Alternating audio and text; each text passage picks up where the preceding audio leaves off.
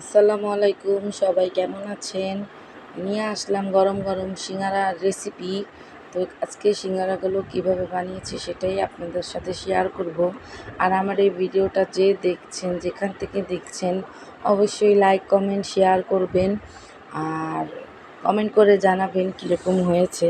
তো এখানে আমি 2 কাপ ময়দা নিয়েছি কালো জিরা, আর স্বাদ মতো লবণ দিয়েছি, আর দিয়েছি আপনার রান্নার তেল 2 চামচ পরিমাণে সয়াবিন তেল। তো এখানে অল্প অল্প পানি দিয়ে আমি ভালো করে মিশিয়ে নেব ডোটাকে। ভালো মতো ডোটাকে এই তো আমার করা হয়ে গিয়েছে। একটা ভিজা কাপড় দিয়ে এখন আমি ডোটাকে ভালো করে ঢেকে দিব 10 মিনিটের জন্য। 10-15 মিনিট যতটুকুই রাখেন। আর নিয়েছি আলু। তো আমি আলুগুলো ভালো করে ধুয়ে নিয়েছি।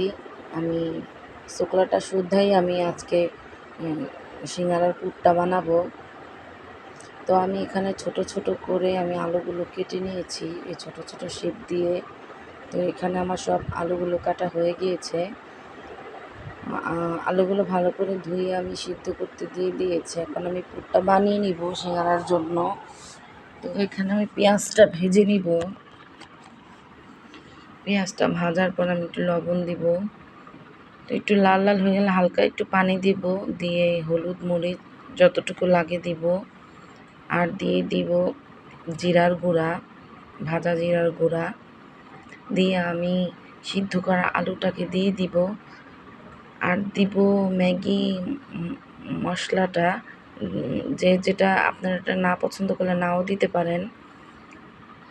তো এখানে আমার পুরটা বানানো একদম হয়ে গিয়েছে, একটু পানি নেই আর পানি দিয়েও নাই। আর এখানে আমি এখন সিঙ্গারাগুলো বানিয়ে নিব। তো আমি অল্প অল্প করে ছোট ছোট করে কাই নিয়ে আমি সিঙ্গারার শেপগুলো দিয়ে নিব।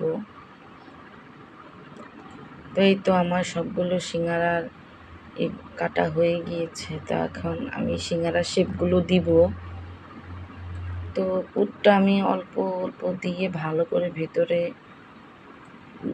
দিয়ে নিব, দিয়ে হালকা পানি দিয়ে ভালো করে শেপ দিয়ে নিব। তো সিঙ্গারাগুলোর শেপগুলো মাশাআল্লাহ অনেক সুন্দর হয়েছে।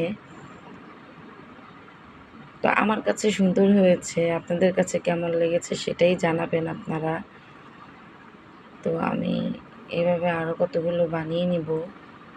তো এখানে 10টা সিঙ্গারা হয়েছে 2 কাপ ময়দায়।